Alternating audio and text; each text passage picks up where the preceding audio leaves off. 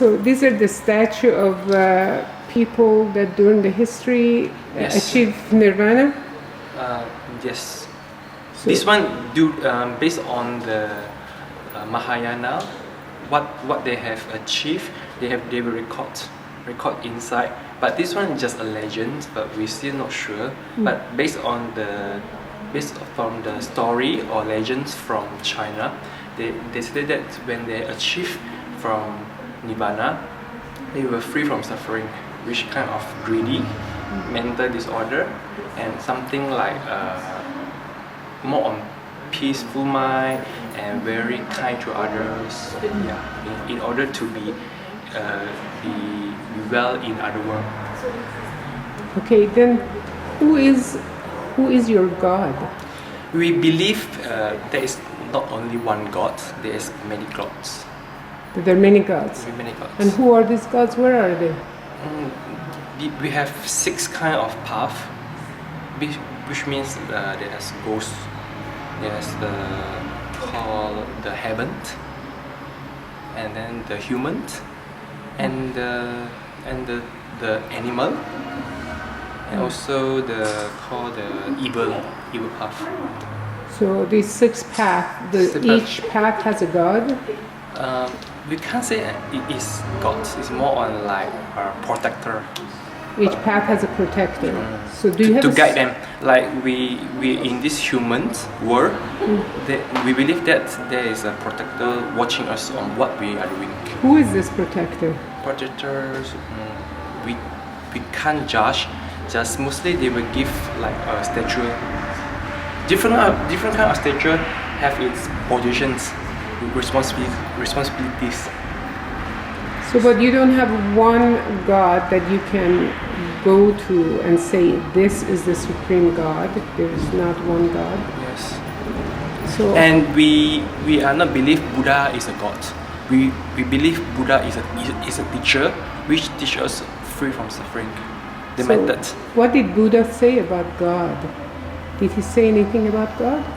So far, because we don't want to make any miscommunications, so we just think that Buddha just want to let human know about the truth of this world.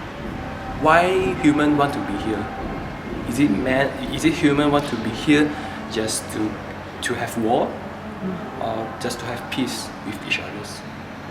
Actually, that's a good point. Actually, this one is more on the hand of humans. Why the economy is getting worse? Because of humans, because of their greed in searching more wealth. So, but then if that's the case, when you pray and you want to get close to who? Do you want to pray to be close to God, or do you pray to be close to Buddha? Who is your personal savior? Who's your personal God? Yourself. Yourself. I see. Don't keep on looking outside, looking inside. That's what Buddha said. Look inside. This is what I learned for these few years in these associations. So then you don't reach out to a God in order to purify yourself. If you keep on saying God will purify, why not searching yourself? You are the one who can give you the answer. Well, human beings are very limited. Sometimes what one person thinks is the answer, another person thinks there's another answer. That's why you need to justify. You need to think on yourself. Like the culture, the Chinese culture come from many kind of varieties. You need to be very mindful in looking on it. You just can't follow on what people have led to you. I understand that. What I'm saying is that how would one understand what the right path is when the right path is different according to different people? So one person thinks the right path is this way, one person thinks the right path is that way. So as human beings, like as Muslims, We believe that we are finite. We do not know everything. We have the capability of really purifying ourselves, but we will never be as pure as God Himself. So we believe that we have a Creator that created us, and He put a lot of wisdom in us, but we also believe in Satan. That Satan. We believe that he would misguide us. He would try to give bad thoughts in our minds. So in order to protect us, God sent us prophets, different prophets over God only knows how many thousands of years. So prophets came to teach us how to get close to God, how to purify ourselves, and gave us guidance, specific guidance, like a special prayers, a special rituals, a special way of getting close with Him. So we do not rely on ourselves alone to get close to God, but we rely on our own strength to fight the evil thoughts in order to get close to God. But because we're different as human beings, and one person thinks one way, one person thinks that way, in order to avoid that, we have Holy Scriptures. We have the prophets' teachings. When we follow these teachings, then we don't have the conflict.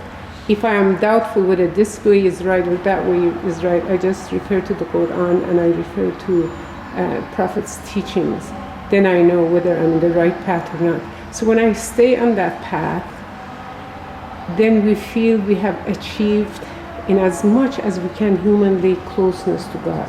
But we never consider ourselves God. We consider that a blasphemy. We consider ourselves God. That's because good. That's good.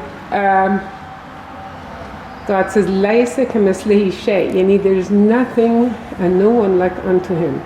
So we don't dare to say we're gods. We say we're servants of God, and we try to understand God in such a way that we can get close to Him. But it's really good to know how you believe. I appreciate sharing your ideas. Yeah, no problem. But in my opinion, that what human believe, important you believe on a religion, which make you feel comfort, which make you feel patient, and you will feel like, oh, I'm so confident. That's good. You will not feel conflict. You will not feel anger, because you have hold something that make you feel happy. Is this enough? Is this enough to feel? Sometimes when you feel enough, you will feel better. If you keep on saying, I want to get more, you will get more suffering. No, you are definitely right. I agree with you. But even the Buddhists in Myanmar feel the same way. And at the same time, they are burning alive Muslims. They're slaughtering Muslims. They're cutting their children. They are pushing them off the land into the sea. And at the same time, they are feeling comfort and peace and absolutely feel nothing wrong with that. So, but this one, you need to see twice, both sides. Why people want to kill? Because of others. Is there keep any on reason killing? to kill? But the question is any... Because this one is, I'm not really sure about the Myanmar history, but killing each other, you won't have an end. Solve anything. Yes. But the Buddhists don't even like to kill a mosquito because they think it could be a soul from another human being. Yes. So how is it that they don't sell a mosquito but they have no problem selling human beings just because they're Muslims? So in what way? In this Buddhists, some of them, they spend all their lives meditating and practicing the kind of things that you have mentioned. So at the same time, they have no problem setting a child, Muslim child, on fire and burning them alive because they want the parents to leave the house so they can go take the house. I'm talking about being very honest with you to see, of course this is not limited to Buddhists, Muslims are killing each other. Muslims are killing each other as well in the name of Islam, and every side think they're right. So I'm not blaming this just to the Buddhists alone, it's happening everywhere. Everyone, Christian, in the Catholic as well. We do that to each other. It's just that the ones who do this are, we believe that are the ones who really have walked away from path of God, the path of righteousness. Because when we walk away, that is when we're okay to kill, do whatever we want to do. But in as far as the Buddhist is concerned, when you say that we need to reach that peace, happiness within, which I agree, I think this is really great. But This if we one is- reach that without a God, without a guide, without someone who created us, then how do you deal with that? As what my understanding, if you keep on saying a God will save you, but when you're waiting, you keep on waiting, you feel like, please give me something, but in other way, nothing is happening. Then you will feel like very angry. You feel like frustrated. Why? I worship to you, but I didn't get anything. But in what we think that in Buddhist we should be more concerned on ourselves, not concerned with what means it within, always within, not without. Yeah. When you within, you will find peace also. Find peace. Not saying peace, then you will feel like just a peace. The peace that will make you free from anything. You Yes. won't have greed. You won't have sad. You won't have anything. You won't attach to the object or subject outside the world. Something like when you see this statue, you feel like, oh, it's very, very beautiful. It's just a statue. You just get like, oh my god, it's so beautiful. Can I grab it? When you grab it, means you have greed. That's what. Just to say that hell and heaven is already in the world. When you have war, when you kill people, that's hell. When you feel you're helping someone and you donate money to build a mosque or build a temple or a church, you will feel like a heaven. Yes, these are very good feelings as long as we're here in this world. And this is in Islam. We also believe that heaven and hell does exist here while we're alive. But we do believe that heaven and hell does exist after. We believe after we die, we're resurrected. And according to our deeds here in this world, we're either rewarded heaven or we're sent to hell. So we don't believe in reincarnation, so we don't believe that we have chance over and over again. We believe we have one chance, and that's the lifespan that we have here on earth. So for that reason, God is so just, because we do believe we cannot handle it on our own. We cannot handle within ourselves. We cannot handle within our mind because we're limited. So therefore, like I said, we do reach out to the scriptures. We do read a lot of the Quran, because Quran, God teaches us that from the very beginning of creation of Adam and Eve, He has sent prophets, He sent to mankind guidance.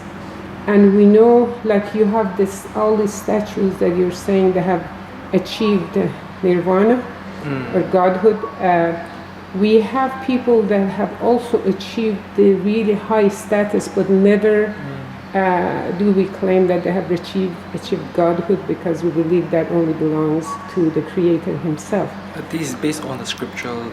We don't know how many numbers Yeah, I of understand. them achieve. I understand. Because this one is legend. People from last time until now. Yes, I understand. My point is that if I understand right, in your religion, when these people have achieved, the ones have achieved the status that you have mentioned, then they don't have to be reborn again. They have already reached the highest state of godhood, like they have become like gods themselves.